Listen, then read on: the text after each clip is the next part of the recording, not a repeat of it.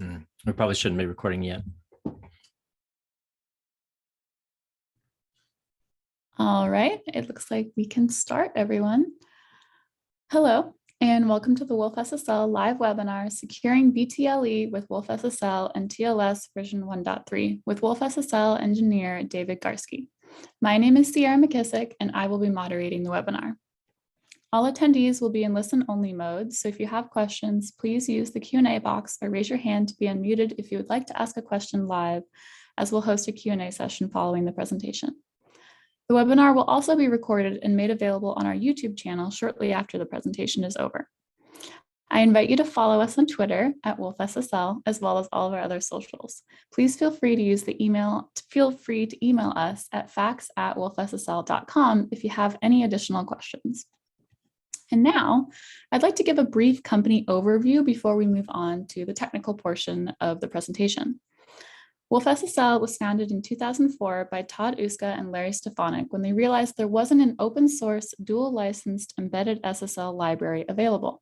wolfSSL existed at the time, OpenSSL existed at the time, but there was a demand for an alternative that was easily portable, smaller, faster, available under a clear commercial license, was equipped with a clean and modern API, and offered commercial style developer support.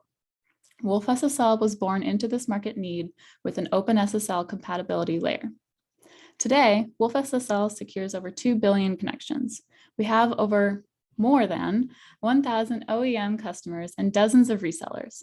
wolfSSL is made up of almost 50 dedicated employees in 2021, most of which are engineers. This progress is, of course, supported by our strong partner network that we're very proud of, which includes DDCI, STMicro, and RTI, for example. Since the beginning, our engineering team has developed several embedded security products, including wolfcrypt with DO178 support, FIPS certification and a FIPS ready offering, MQTT up to the version 5 specification, SSH version 2, TPM 2.0, a secure bootloader known as wolfboot, as well as Java wrappers and JSSE support and commercial support for curl. All of these offerings are accompanied by thorough maintenance and support plans up to the 24/7 level. We also offer full service consulting. And now I'm going to hand it over to David for the presentation. Thanks, Sierra. Hi, everyone. Thanks for attending this webinar. Today, we're going to talk about BTLE. But first, I want to do a quick overview of our products, just a little bit. Sorry, just hold with me. So our wolfSSL is built upon our wolfcrypt library, which, of course, is FIPS certified. Our TLS library supports up to TLS 1.3 and DTLS 1.2. We're currently working on the draft of DTLS 1.3. And what really specializes us is our ability to customize the code size and compile down for just the options you need and reduce the footprint and the RAM usage. So our library is up to 20 times smaller, just the memory use and the size. And we support many different operating systems, including bare metal. We have FIPS certification for 140-2, and 140-3 is almost complete. That's level 1. And then we've done the DO178 CDAL-A certification for many of the algorithms in our wolfcrypt module. And of course, we have MISRA C support as well. And with MQTT, we have examples for connecting to the cloud using TLS. We support the 3.11 and version 5, as well as the sensor node versions of MQTT.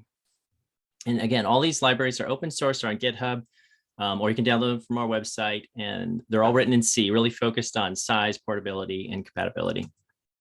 We also have a secure bootloader, which supports ECC, RSA, or ED 25519 for signing and verification for secure boot. And we have a public key-based root of trust, where that is either embedded into the bootloader or something else, some type of NV that is trusted on your device. It conforms to the IETF suite RFC 9019. So it was based on that before it was an RFC. And it handles updating between two partitions, failing back if there was an issue with an upgrade. And you could also offload to external crypto hardware if you have it, like an ST safe or an ADCC, something like that, TPM. And we do support external SPI flash memories for the update partition for them coming down. Additionally, we support encrypted updates with Cha-Cha, Poly, and now AES as well. and delta updates, which is basically the ability to do a differential patch between versions and while still allowing the downgrade capability securely. We also support a lightweight SSH server and client. And both of these also include SFTP and SCP support. And then recently we've introduced an intrusion detection prevention system, which is like a firewall. It's actively monitoring and can block intrusion type attacks. And this was designed to be able to put in a small embedded device, like an IoT device or anything you could imagine, really. And of course, our Wolf TPM library, which is really the only embedded TPM interface available on the market that allows you to communicate to a TPM module and use it for key protections, measured boot, secure boot, anything you can imagine. We support all the features like parameter encryption. Okay, so now I've gone through that. Thanks for holding with me. Now we're going to talk about Bluetooth Low Energy specifically. So BTLE support was added in the Bluetooth version 4 specification, and it was added to most smartphones after 2011. It operates in the open spectrum, the 2.4 gigahertz. It's divided into 42 megahertz channels. There are 3 channels for advertising, and there are 37 data channels. And there is channel hopping, which basically, since it's a noisy space, this is a way to reduce interference and improve throughput. And the peers actually have the ability to remap those channels as well. So this enables really low power, low bandwidth communication. For example, a transmit only type device like a beacon or anything you imagine that's just periodically sending updates, it could do that for potentially multiple years on a small coin cell battery. So the packets are very small. Later, they got extended to be a little higher. I'll go over that now. So the original version 4 came out in the end of 2010. And starting from iPhone 4S, iOS 5, and Android 4.3, that LE support was added. So at that time, the maximum packet size was 27 bytes, where we really only have 20 usable bytes inside of a payload. And if you chose to do encryption at that point, your only option was AES CCM, which it still uses AES CCM, but the pairing process actually sent the key in clear between the peers. So if somebody was listening or eavesdropping, during that time you paired your device, they would have that key, and at any point they'd be able to monitor that connection. And, when I started in Bluetooth, that was a big issue. I was working for a lot company, and that was not okay. And so we actually ended up implementing, with wolfSSL's help, this ECIES protocol, which I'll talk about in a little bit. And it sat on top of that. And so it didn't have to leverage any of the built-in pairing processes or anything like that. So later in 2015, BTLE, realizing this gap, ended up implementing ECC support for doing the pairing. So what that means is both sides will generate an ephemeral key. They'll share public keys, and then they can derive the same secret. And using some other things, they can actually derive a long-term key and not physically transmit it across the air. The other thing they did was they added a data length extension. And this actually expanded the payload that was available for messages to 251 bytes, where you have 244 usable. And then more recently in 2017, they changed it so it's just Bluetooth 5, and they have LE support built in. And that started with iPhone 8, iOS 11, Android 15 is what I could kind of get. With Android, the devices are a little different. So the other thing it did is with low energy, it added support for audio headphones. And they added a PHY support for 2 megabit PHY, which basically means that the data rate, is able to be doubled with that. So, with Bluetooth low energy pairing, it's typically done out of band, which means that there's some sort of physical interaction process where during pairing, you would either be prompted with a pin that you would confirm or something to that effect. And it could be lots of different ways that they've come up with. The pairing is usually handled by the kernel, by the OS, which creates a very poor user experience, user interface experience. So you're in your application and, you are wanting to connect to a device securely. Well, the OS will, in the background do this pairing, and it's not within the application. So the application doesn't have much control over it, which, comes about the need for something better. And we have a lot of customers that have looked into and deployed using TLS 1.3 over BTLE. And it gives them, standardized support. They could potentially forward packets on, all kinds of stuff, which I'll go into a little bit more. Yeah, no, I already talked about this, right? So Bluetooth version 4, the keys are exchanged in the clear. The newer Bluetooth version 4.2 and later, they use the ECDHE scheme. So when they came up with a low energy design, they added a new profile for Bluetooth called GAT, which is generic attribute profile. And it basically is a way to expose services and characteristics, or specifically data values, in a way that's discoverable by the peer, right? And those are all broken down by identifiers. The Bluetooth organization can assign 16 or 32-bit ones that are reserved, and you can pay to get those, or anybody could use a randomly generated, UUID potentially, but those are long and it does reduce the payload. Another thing is that during the advertisement process, so if you're advertising that you have services, you can choose to broadcast on those 3 advertising channels. And in the Bluetooth low energy sense, transmitting is actually a really inexpensive or low power operation because it's a short burst of energy. And it's actually the devices that are on the listening side that take more power, because they're actually having to listen and keep their radio open for a longer period of time. So usually the devices that have a power source are doing the constant listening of advertising or receiving. Okay, so before I dive into the examples that I've created for this, I wanted to actually talk about TLS 1.3 and what the benefits are and why this has come about now. So this is the history of, what was SSL and now has become TLS 1.3, the RFC 8446. You can see the years in the progression. So in TLS 1.3, they actually improved security, and they did that by actually only supporting perfect forward secrecy, where you have new ephemeral keys that are used for driving the session keys each time. The other thing is that the handshake is actually faster. There's one less round trip, which I'll go into, and the whole handshake is encrypted after the first 2 hello and server hello messages, client hello, server hello. There's also new algorithms. So the twisted curves like ED 25519, or even the ED 448 and the curve 448, those have been added. They've removed vulnerable ciphers and algorithms. So like triple des is not there, or SHA-1's not there, MD5's not there. And they've improved session resumption. So they do it with session tickets, which is a great thing I'll talk about in a second. So again, the improved security is because of the ephemeral keys, perfect forward secrecy. They also require that you only use AEAD type ciphers, which have authentication built in. So it also not only encrypts and decrypts, but it ensures the integrity of the data as well. So there's one less round trip during the handshake.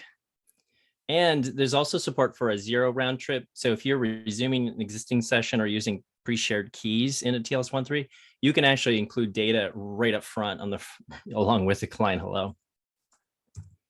So this is a traditional TLS 1.1, 1.2 handshake. You have a client hello going across and server hello. They exchange, certificates, exchange cipher spec, and you get a finished being the first encrypted message. And then you actually start your application data immediately after finished. So with TLS 1.3, what was the client key exchange is now the key share. And the peers will actually share their public keys for any key share algorithms like ECC, Diffie-Hellman, or, curve 25519. They'll share the public keys for that immediately. And the server will actually decide the algorithm at once. And then both sides will agree on a master secret. And from that point on, everything, including the certificates, is encrypted with a handshake secret. And it uses an HMAC to derive the keys used during this point. Each direction has a different key. And then when you get past the finish, there's a new application key that's derived.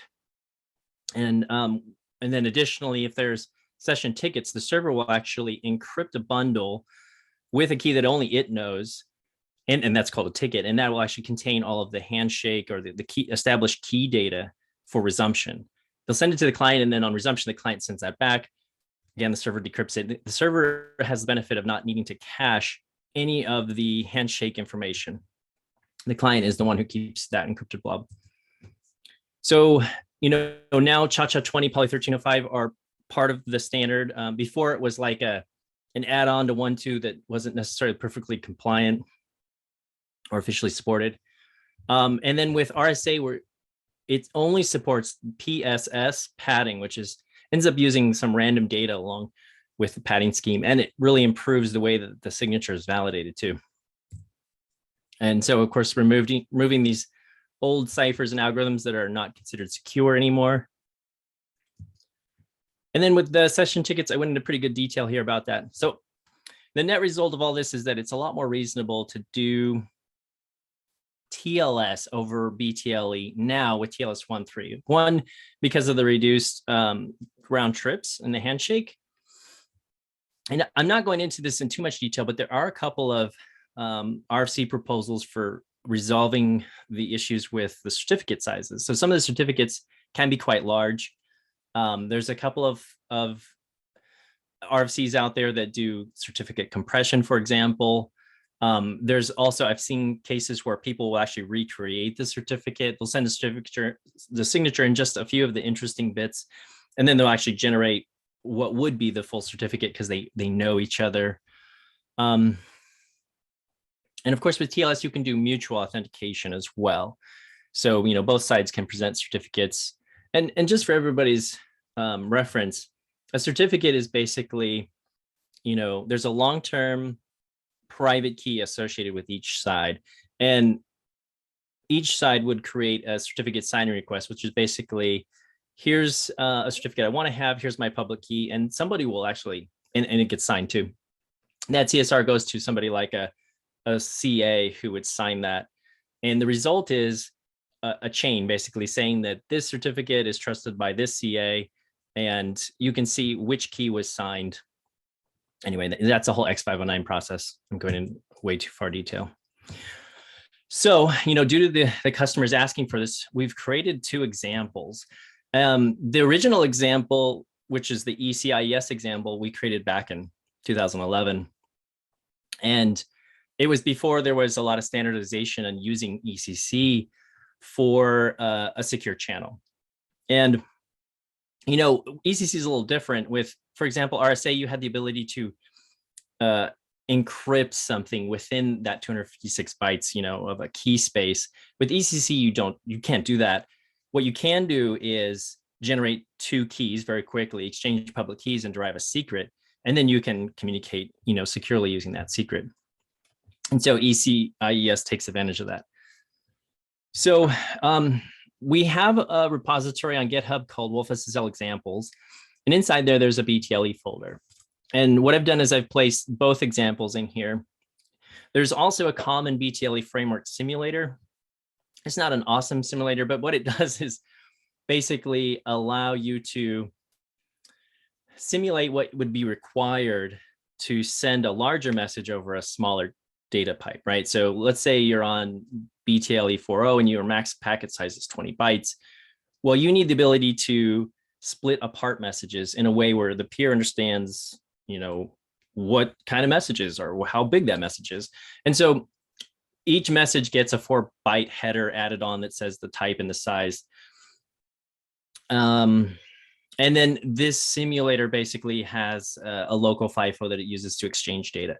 It just works to allow you to basically run this on, most computers to be able to try it out. So with BTLE 1.3, you get to take advantage of all the features of standard TLS. Potentially, you could actually forward IP packets directly over BTLE, and you could do an end-to-end secure communication. So let's say you had a phone that has an internet connection to a cloud. You could actually terminate the TLS at the embedded device over BTLE.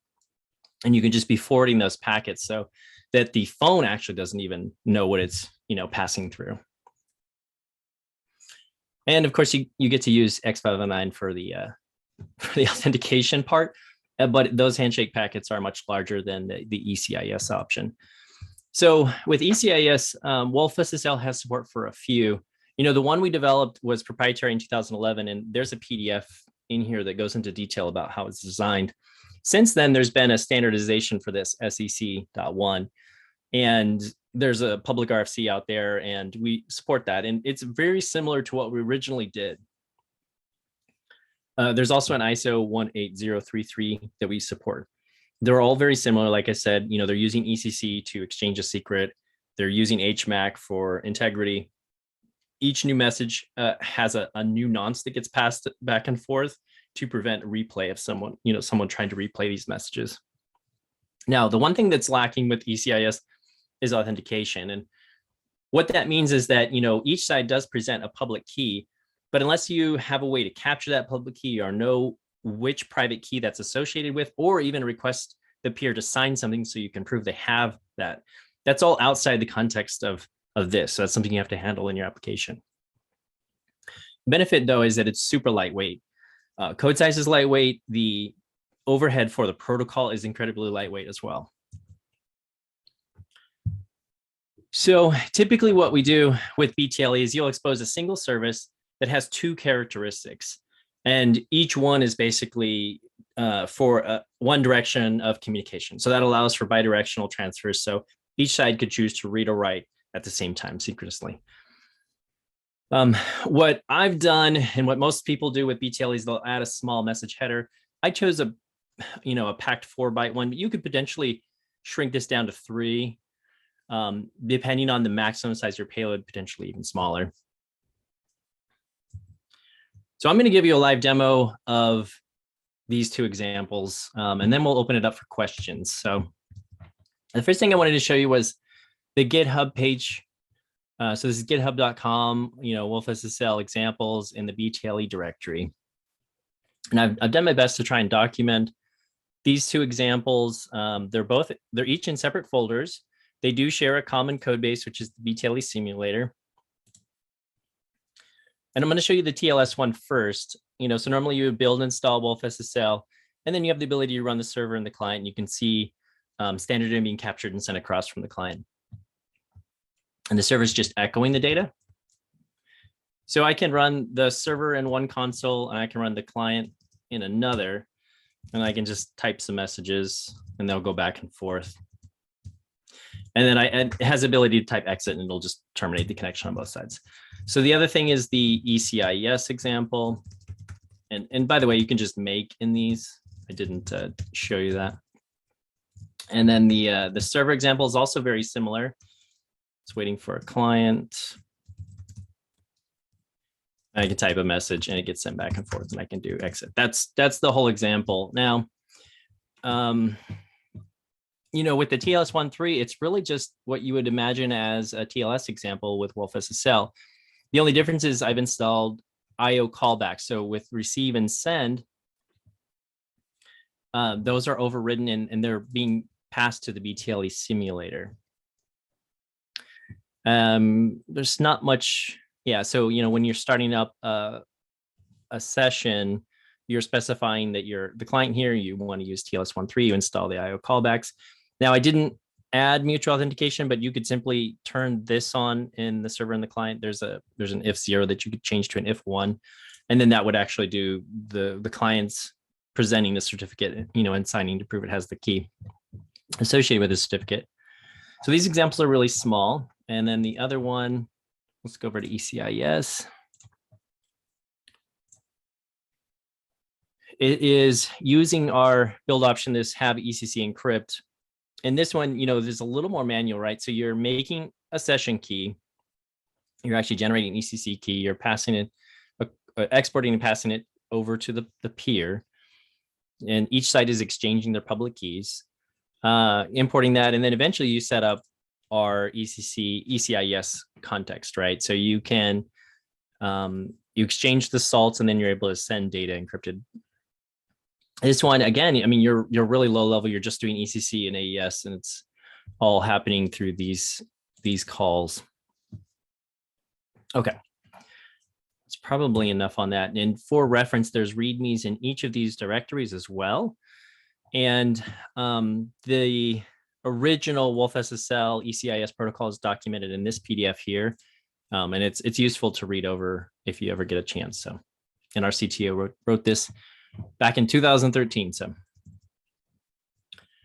and then in that, yeah, I guess that's good enough, and we can open it up for questions now. There are lots of other examples in this repository for TLS and basically anything you can imagine. We try to put them here, not in the library proper. See, are there any questions? Yeah, everyone feel free to put any questions you have in the chat and I can read them aloud. Or if you'd like me to unmute you so you can speak your question aloud, I can also give you permission to do so. If you just raise your hand.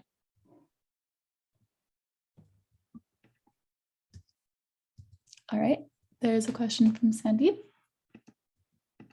Go ahead. Hi, can you hear me? Yes. Hey, thanks. I was just curious. It seems like your demo, you're using Bluetooth Low Energy on, it's designed for the embedded side on both sides. But what happens if I want to do TLS communicating between an embedded device and a mobile device? Do you have example code that would run on Android or iOS that would implement the, both ends of the protocol? Was in that later example, the Android or iOS, are you still wanting to use BTLE? Yes. Oh, okay. So you're asking if we have examples like an iOS Xcode project, Yeah. Some code from customers and some previous work I've done, but I don't know of any public code. There are lots of BTLE iOS Android examples out there. I mean, really what you're doing is setting up a service with a couple of characteristics. And I think if you want help with that and you want me to, for example, share with you a couple of tips like links or here's the APIs, or you could just, sorry, maybe I should clarify. It's not so much the BTLE examples over, not so much the BTLE on iOS and Android. It's more of the TLS on iOS and Android, because it seems like you guys specialize in embedded security libraries, but now I want an embedded device to talk BTLE to a mobile device. So I kind of need both ends of it. Yeah. So if you go to our wolfSSL repository project under the IDE folder, there's lots of examples. The one you're looking for is as Xcode here. And this shows how to do on iOS, just normal TLS stuff. And there's a TLS client server example and tests. Now for Android, it's a little different because it's Java. So we do have a couple of Java type interfaces and Android examples. I mean, we have lots of customers using Android. I think where you want to look is probably in our JNI, JSSE, those types of things. So to get back to your point, so, we write these libraries in C, really targeting embedded. But since we've really moved past that and, we are supported in large scale environments with millions of connections, and we've done a lot of work to expand our library to be performant and actually outperform OpenSSL. We've really optimized our math, assembly speedups. So I don't want to put out the wrong idea that, we only work in the embedded space. I would say that probably half or more than half of our customers are embedded, but there's just as many that are doing, on the large scale side. So one thing that's nice about, for example, let's say a customer wanted to standardize on a TLS vendor, avoiding mixing iOS stuff or let's say Microsoft stuff, you could standardize on wolfSSL across all of your platforms, including the server side, to replace OpenSSL. That really makes things simpler if you're, let's say, tracking vulnerabilities or saying which version am I on or which patch do I have, you can standardize that across. And we find a lot of people doing that. So that's a very good question. I'm sorry, I misunderstood it at first.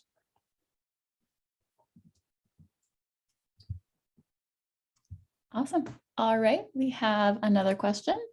Is OpenSSL good for BTLE? I don't know how you would do it. I mean, OpenSSL is a giant beast and it has lots of things in it.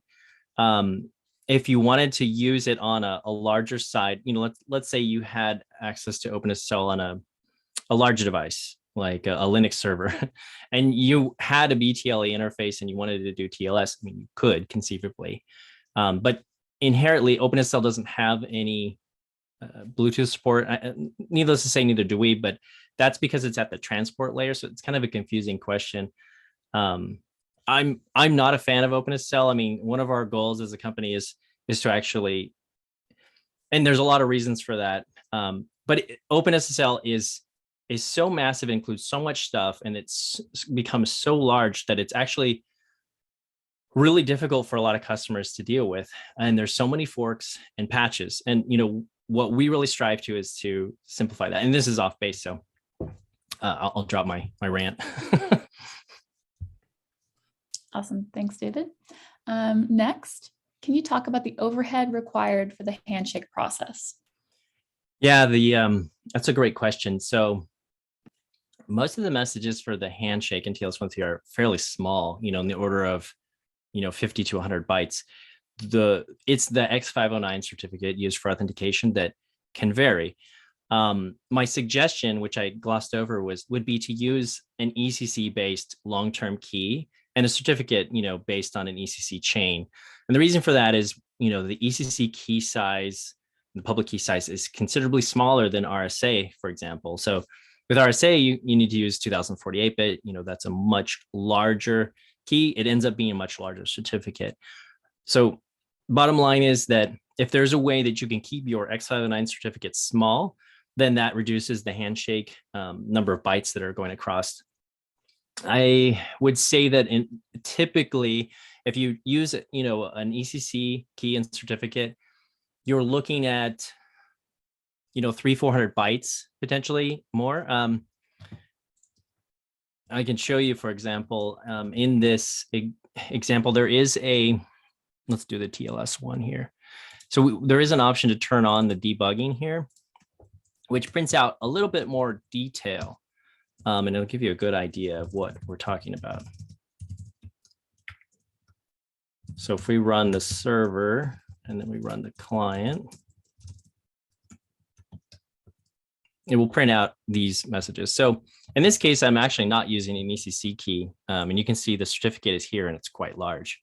An ECC certificate, if you try to be less verbose with the subject common name and the issuer, you can get it down to 200-400 bytes or so. But you can see the rest of the overhead for the handshake is pretty small.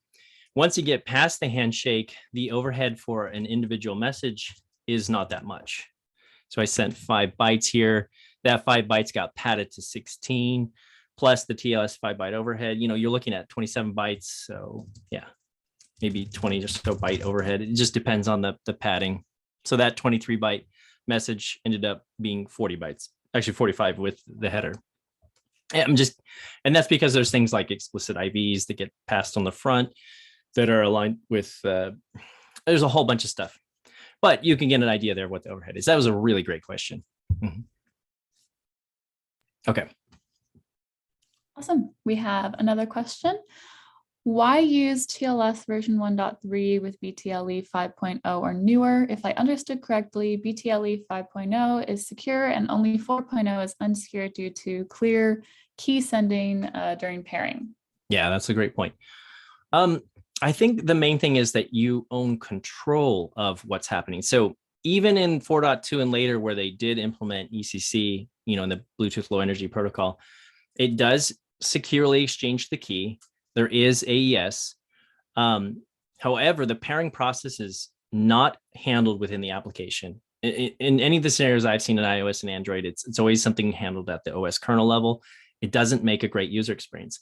So imagine you can be in your app and you can actually do the pairing process on your own in the app with a good UI experience. The other thing is you can do direct peer-to-peer communication. So you could have a BTLE device communicate through a phone straight to the cloud without doing any TLS proxying. You could just pass packets back and forth if you so desired, right? That's something you can only do with TLS 1.3. You can't do that. Anyway, it's each to their own. It is an option, right? And if you are perfectly happy trusting the security level of BTLE 5.0, okay, so that is another point. You're stuck with AES CCM 128, really. if you securely exchange a key, that's what you're using. With TLS 1.3, you could choose to do higher AES strengths, or you could choose to do something like cha-cha 20, poly 1305 as a cipher. You have more options. So I hope I answered that question sufficiently. All right, we have another question here. Are the embedded devices, peripheral devices, capable of doing the handshake?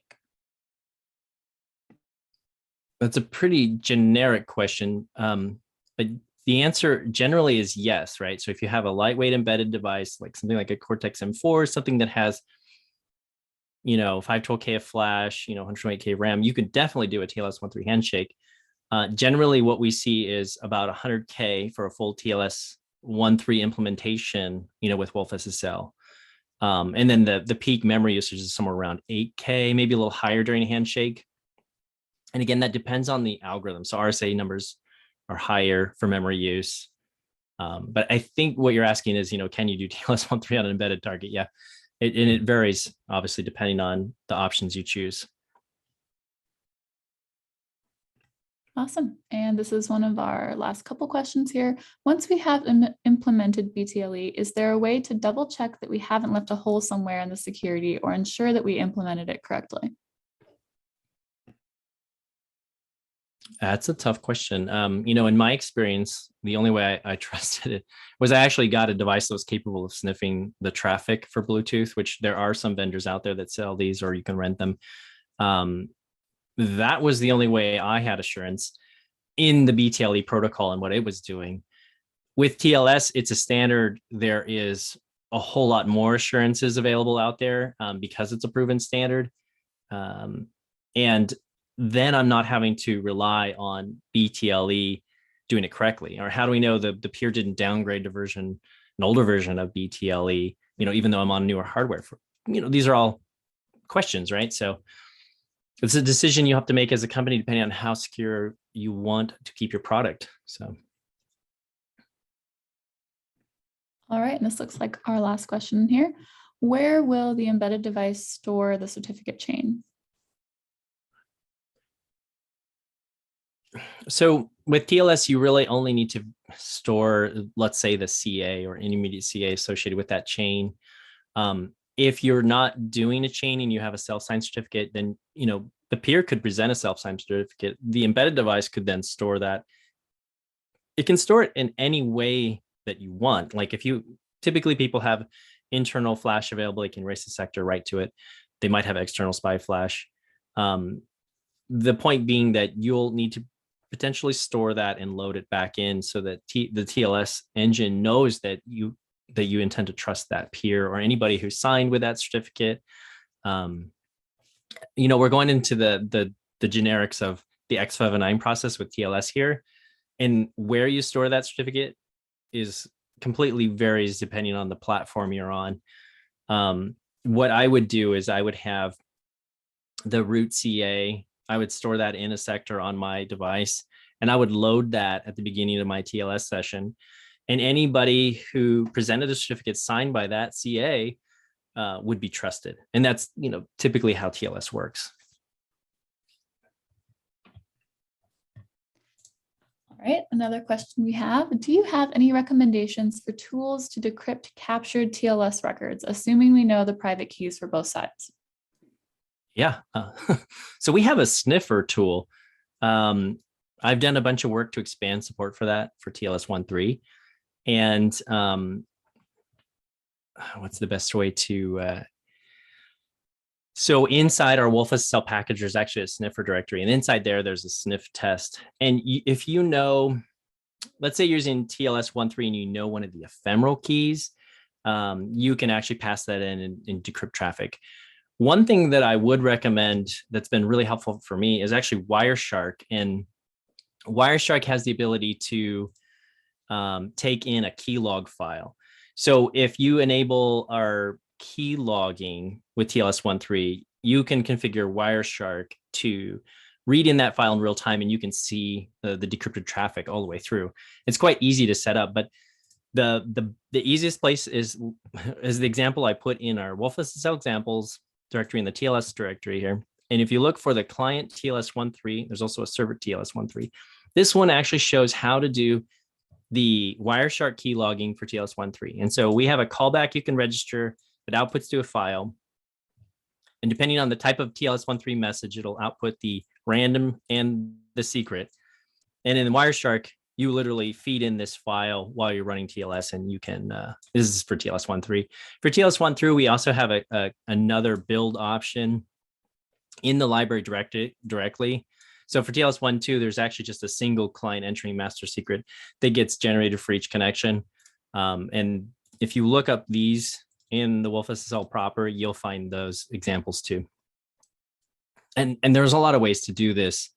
The sniffer actually has the ability to, when it's in that process of generating the ephemeral key that's used, we actually have something called a key manager that will distribute those, and it integrates with the sniffer. And so if you are, let's say, a server and you're doing connections, where you can inspect the traffic that way too. I've done a whole webinar on it. You can find it on our YouTube channel, where we talk about sniffing TLS 1.3 traffic. So. Excellent. Our next question is, if you use TLS 1.3 over BTLE, it contains double security layers, BTLE and TLS version 1.3. Is it inefficient? Or is the way to bypass BTLE security and use just TLS 1.3? Let's consider only BTLE version 5.0 and newer in this question. Yeah, I mean, you could choose to pair a device and still do something like TLS 1.3 over it. You would definitely be double encrypting it and double, protection, I guess you could say. I would think that would be excessive unless somebody has really, basically you're implying it, by doing that you don't trust TLS 1.3. So I think that's inefficient. I think if you're doing the extra overhead of the, the pairing and the security for the BTLE 5, then I'm not sure that you would want to add another layer. You have to look at the pros and cons and make your own decision. It's definitely possible. I don't think the overhead is enough to notice it, because the BTLE hardware actually handles, it has an engine for AES and for ECC on these newer chips. And so you don't really notice. You probably would notice a difference in power consumption though, but it would be pretty minor. All right, and this is our last question for now, it looks like. Is the code working directly on GATT layer or on security manager layer? Did you say GATT, GAT? GAT, yeah. That's a pretty detailed question. I don't know the answer to. All the examples I've written have left that out, and just really assume you're setting up a service characteristic on the GAT. There's probably other ways to do it. And, my exposure to BTLE was mostly with 4.0. And so that's what I'm familiar with. All right, it looks like we have another question. Is there a way to enable advanced cryptography algorithm like HOPE with TLS 1.3 with BTLE? What advancements can be anticipated? I'm trying to find this question. You said HOPE? I don't see this question. Oh, maybe it's on this open tab. Oh, I found it. Yeah. Way to enable advanced cryptographic algorithm like HOPE with TLS 1.3. Okay, so right now, TLS 1.3, the standard itself, does not support HOPE or any other things that would be more advanced, like, post-quantum.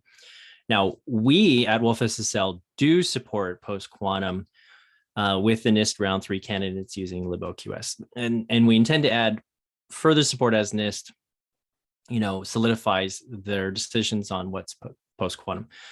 Now, and this doesn't necessarily apply to post-quantum. So if wolfSSL does support it in TLS 1.3 and you used wolfSSL on both sides of the connection, then you could leverage something like HOPE.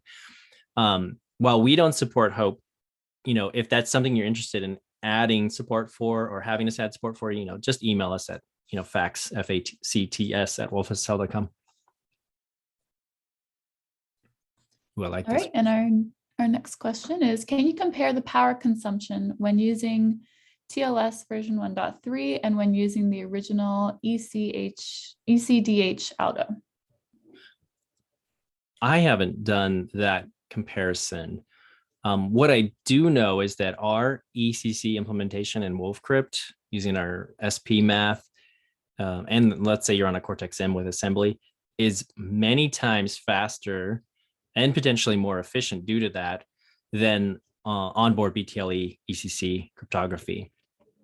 I really think that's an excellent question to do a study on, comparing those things.